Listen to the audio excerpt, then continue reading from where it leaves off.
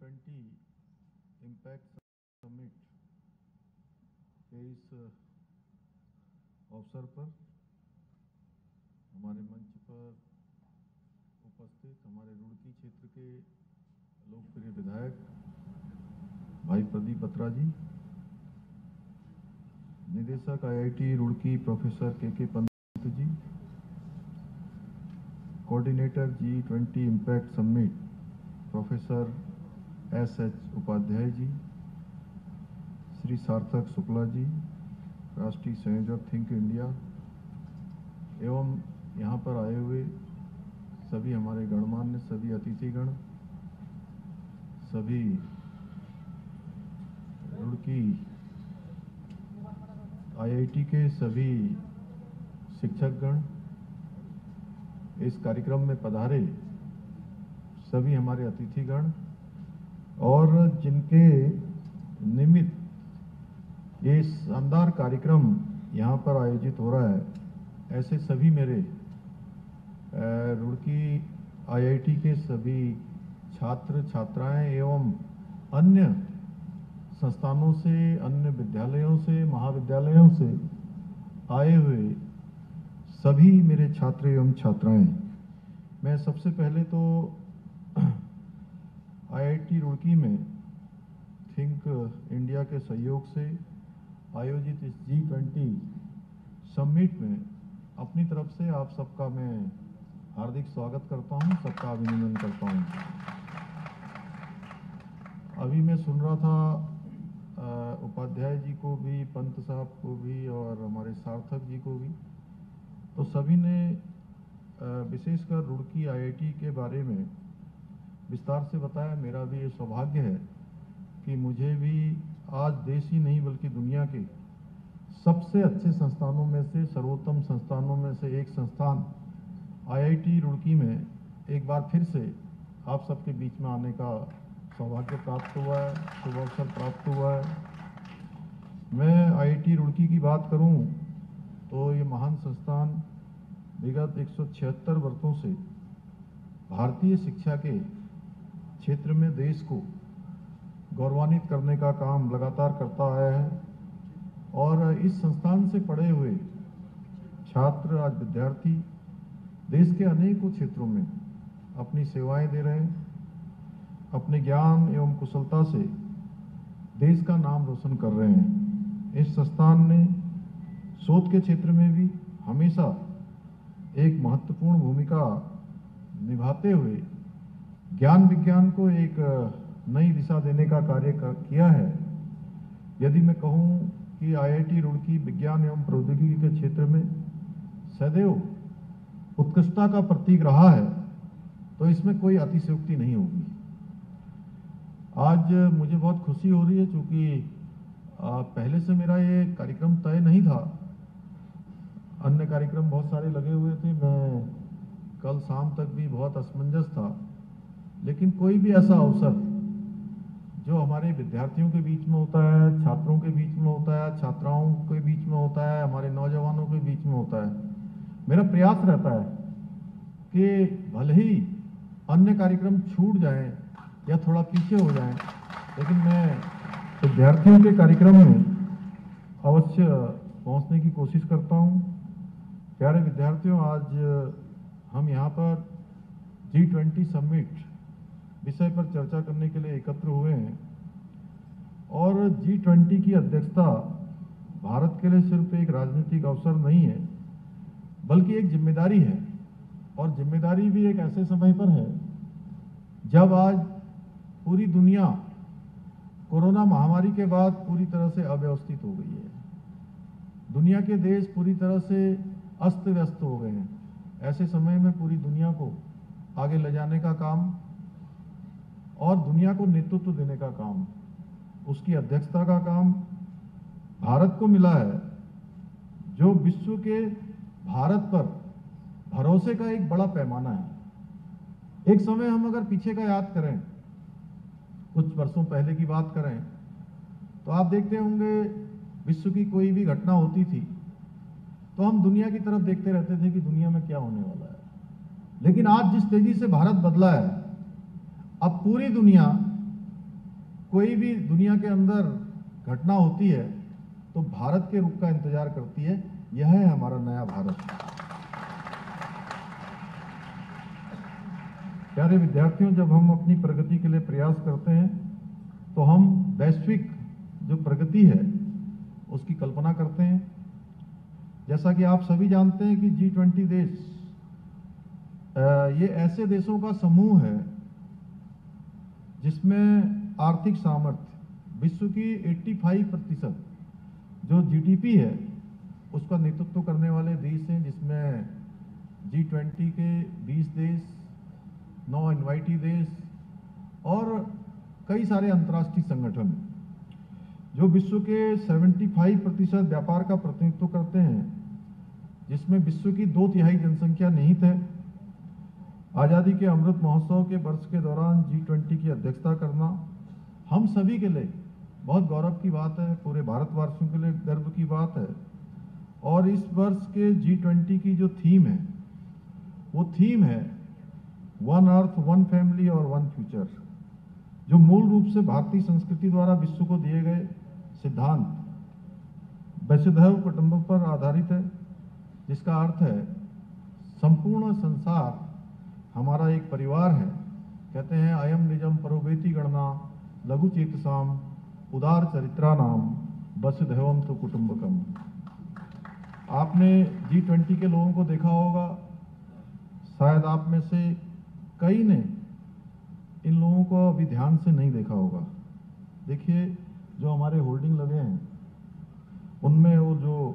लोगो हैं उसको अगर हम ठीक से देखेंगे तो G20 का यह लोगो केवल एक प्रतीक चिन्ह नहीं है, बल्कि एक संदेश है, एक भावना है जो हमारी रगों में है, हमारा एक संकल्प है और जो हमारी सोच है वो सारी की सारी G20 की समिट का ये लोगो बनाया है, इसमें पूरी तरह से समाहित है। और वसुधैव कुटुंबकम के मंत्र के जरिए विश्व बंधुत्व की भावना को हम सदियों से जीते आए हैं। यही हमारी संस्कृति है, यही हमारे संस्कार हैं, यही हमारी पद्धति है। हमारी प्राचीन संस्कृति का विचार इस लोगो और थीम में ठीक प्रकार से हमारे सामने प्रतिनिधित्व हो रहा है। प्यारे विद्यार्थियों, इस लोगो में एक G20 जहाँ पर आ रहा है वहीं पर कमल का फूल है, जो भारत की पौराणिक धरोहर, हमारी आस्था, हमारी बौद्धिकता को भी चित्रित कर रहा है। वह भी हमारे समक्ष इन सब चीज़ों को रख रहा है। यह लोगो और थीम जो भारत की सांस्कृतिक धरोहर है उसका प्रतिनिधित्व करते हैं। प्यारे विद्यार्थियों, G20 का उद्देश्य विविधता का सम्मान करते हुए पूरी दुनिया को एक मंच पर लाना है, पूरी दुनिया को एक साथ लाना है। आज विश्व में भारत को जानने की, भारत को समझने की एक अभूतपूर्व जिज्ञासा है, वो हम विभिन्न अवसरों पर देख रहे हैं। आज विश्व के देश और विद्वान पुनः भारत का और हमारी सांस्कृतिक जो धरोहर है, जो हमारी पद्धतियां हैं, उन सब का अध्ययन कर रहे हैं। हमारी वर्तमान सफलताओं का यदि हम आकलन कर रहे हैं तो हमारे भविष्य को लेकर आज पूरा विश्व तमाम प्रकार की अपेक्षाएं और तमाम प्रकार की आशाएं भी प्रकट कर रहा है। और ऐसे माहौल में जब हम G20 समिट के यहाँ पर इसके लिए एकत्र हुए हैं तो हम सब की सामूहिक जिम्मेदारी है कि आज विश्व की जो हमसे अपेक्षाएं हैं, आज जो जनमानस की अपेक्षाएं हैं, उससे आगे बढ़कर दुनिया को भारत की क्षमताओं, दर्शन, सामाजिक और बौद्धिक ताकत से भी परिचित कराएं। यह हम सबका सामूहिक उद्देश्य हो जाता है। प्यारे विद्यार्थियों, आदरणीय प्रधानमंत्री जी के नेतृत्व में आज भारत बुनियादी ढांचे के विकास पर पूरी तरह से ध्यान केंद्रित कर रहा है और आज भारत पूरी दुनिया को दिशा देने वाला भारत बनने की ओर आगे बढ़ रहा है। भारत आज शक्तिशाली भारत, पूरे दुनिया को दिशा देने वाला भारत, नेतृत्व करने वाला भारत, ऐसा भारत आदरणीय प्रधानमंत्री जी के नेतृत्व में बन रहा है। मैं आज के इस अवसर पर आदरणीय प्रधानमंत्री नरेंद्र मोदी जी का आभार व्यक्त करना चाहता हूं कि पहले के ये जो G20 जैसे जितने भी समिट होते थे, जितने भी ये इस प्रकार के राष्ट्रीय अंतर्राष्ट्रीय स्तर के कार्यक्रम आते थे जिसमें विश्व के प्रतिनिधि भाग लेते थे, वो कुछ एक स्थानों पर कार्यक्रम होकर समाप्त हो जाया करते थे। यानी कि हमारे बड़े शहरों में दिल्ली, बम्बई, कोलकाता, बेंगलोर, मद्रास, ऐसे बड़े शहरों में ही कार्यक्रम होते थे और कार्यक्रम होने के बाद देश के लोगों को पता भी नहीं लगता था कि कौन से कार्यक्रम हो रहे हैं। एक दिन अखबार में आ जाता था, मीडिया में आ जाता था। लेकिन ये पहला अवसर है जब भारत को आदरणीय प्रधानमंत्री मोदी जी के नेतृत्व में G20 की अध्यक्षता मिली और ये G20 के जितने कार्यक्रम हुए वो G20 के कार्यक्रम एक स्थान पर, 2 स्थान पर, 5 स्थान पर, 10 स्थान पर, 20 स्थान पर नहीं हुए, बल्कि देश के कोने कोने पर हुई। हर देश के छोटे छोटे स्थानों पर ये G20 के कार्यक्रम हुए और इससे हमारे भारत का सामर्थ्य पूरी दुनिया को दिखा कि भारत का कोई भी कोना आज विकास की जो ये दौड़ है, विकास की रफ्तार है, उसमें आगे निकल गया है। सभी मेजबानी कर सकते हैं और उत्तराखंड के अंदर भी हमारे राज्य में, चूंकि इतना बड़ा राज्य नहीं है, लेकिन उसके बावजूद भी हमको एक नहीं, 2 नहीं, बल्कि 3-3 G समिट की जो है मेजबानी करने का अवसर हमको मिला है। और इस दायित्व को हमने बहुत बखूबी निभाया भी है। बहुत शानदार तरीके से हमने इस काम को पूरा किया और तीनों बैठकों को सकुशल हमने संपन्न करवाने के साथ ही जो हमारी देवभूमि का संदेश है, अतिथि देवो भव, उसका भी संदेश उन प्रतिनिधियों को, आए हुए मेहमानों को भली भांति देने का काम उत्तराखंड के लोगों ने किया है। जब मैं G20 की बैठकों में विभिन्न देशों के जो आए हुए डेलीगेट्स से, जो प्रतिनिधि थे, उनसे मिला और जब उनका भारत के प्रति मैंने प्रेम देखा तो सच बताऊं तो वह पल मेरे लिए बहुत ही अविस्मरणीय थे, जब मैं विदेश के प्रतिनिधियों की आंखों में भारत के लिए एक प्रेम और विश्वास देख रहा था। जिस प्रकार से उन्होंने कोरोना महामारी के समय में हमारे देश के जो सरकार है आदरणीय प्रधानमंत्री मोदी जी के नेतृत्व में, उन्होंने जिस प्रकार से दुनिया के दूसरे देशों को भी, जब वैक्सीन पूरी दुनिया में कहीं मिल नहीं रही थी, लोग केवल अपने देश की चिंता कर रहे थे, ऐसे समय में 100 से भी अधिक देशों को जो भारत की सरकार ने वैक्सीन देने का काम किया, उससे पूरे विश्व के अंदर भारत के प्रति एक आदर का भाव, एक श्रद्धा का भाव, एक विश्वास का भाव पूरी दुनिया के अंदर बैठा हुआ। मैंने इन बैठकों में यह भी जाना कि प्रधानमंत्री जी के डायनेमिक लीडरशिप में आज भारत एक मजबूत अर्थव्यवस्था, नॉलेज बेस्ड इकोनॉमी, समृद्ध लोकतंत्र, वैश्विक मंच पर शांति दूत तथा मानवता के प्रयासों में अग्रदूत के रूप में स्थापित हो रहा है।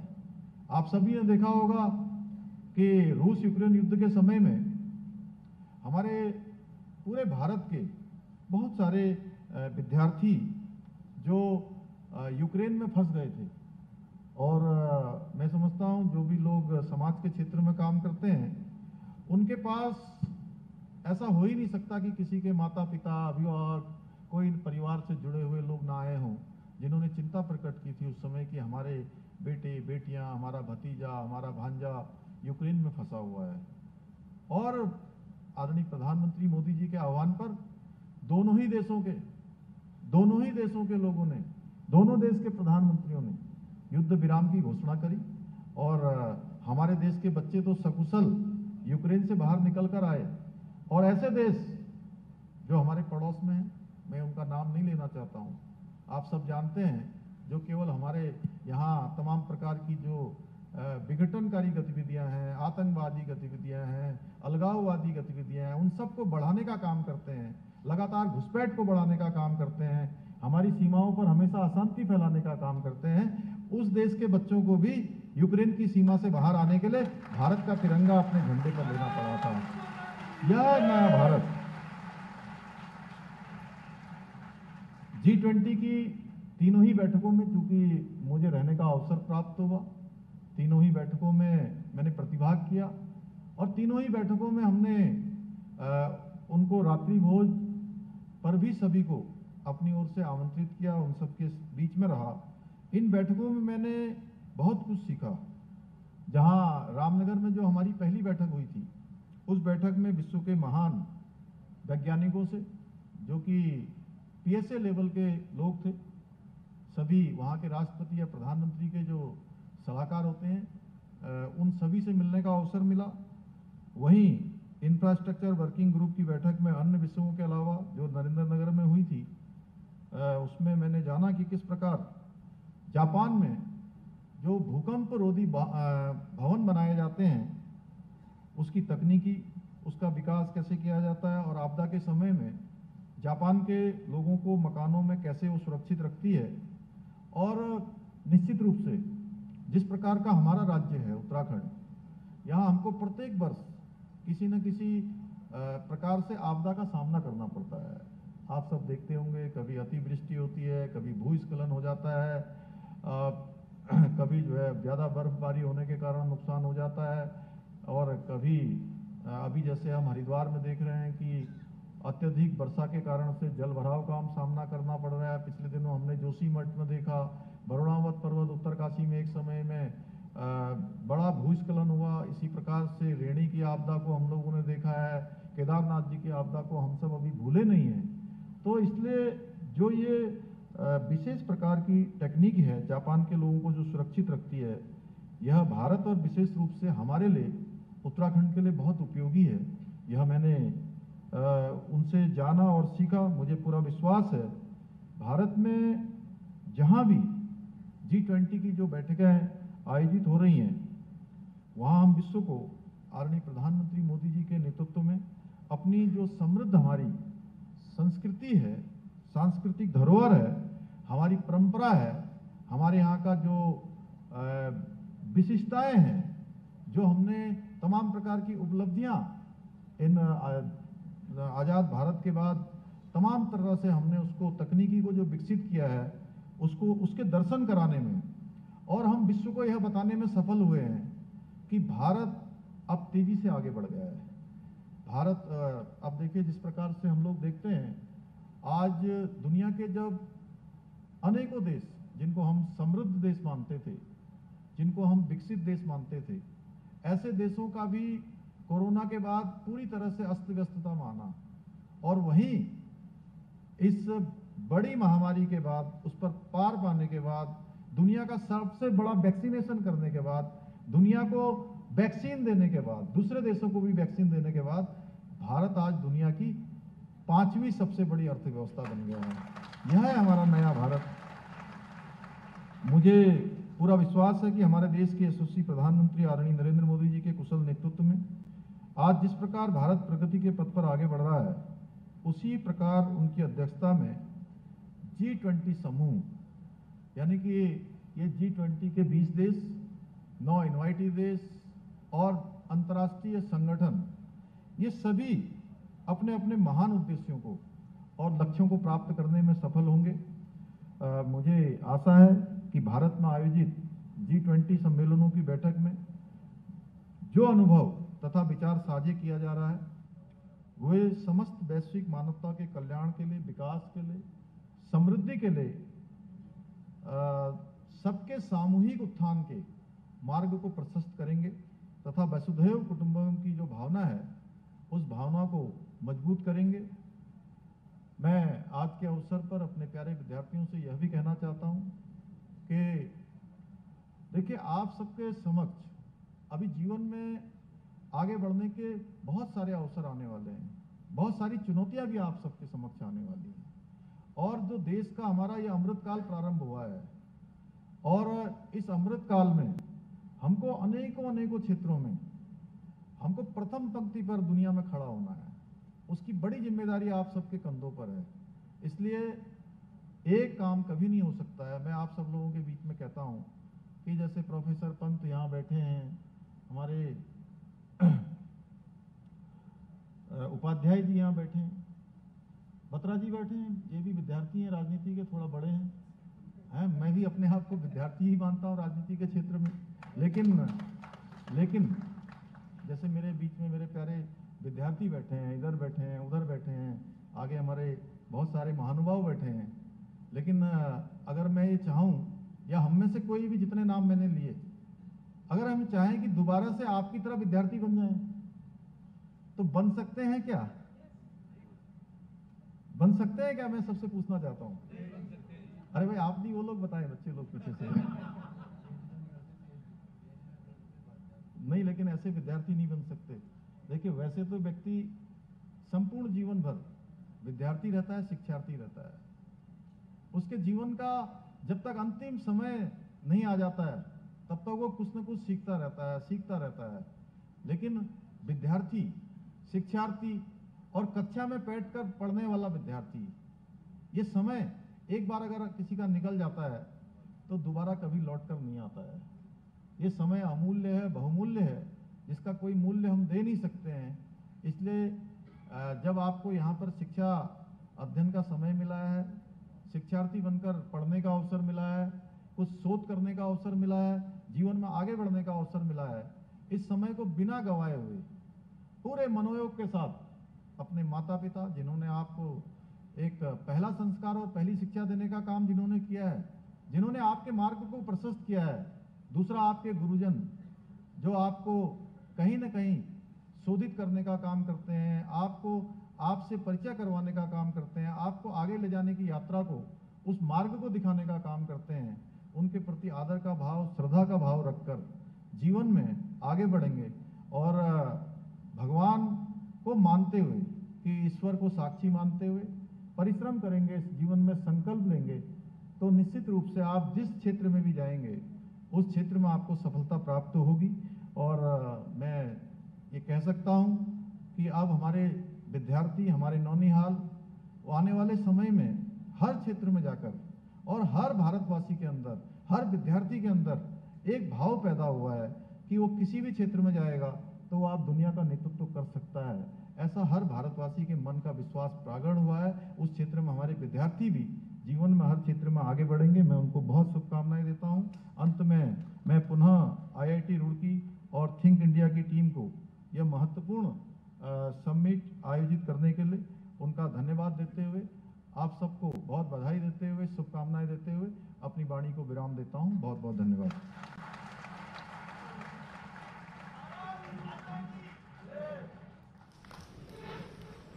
Our sincere thanks to Sir for his eloquent speech. Your presence has made our event all the more memorable. I would now like to request Professor K.K. Pant to present a token of gratitude to our noble Chief Minister Shri Pushkar Singh Dhami.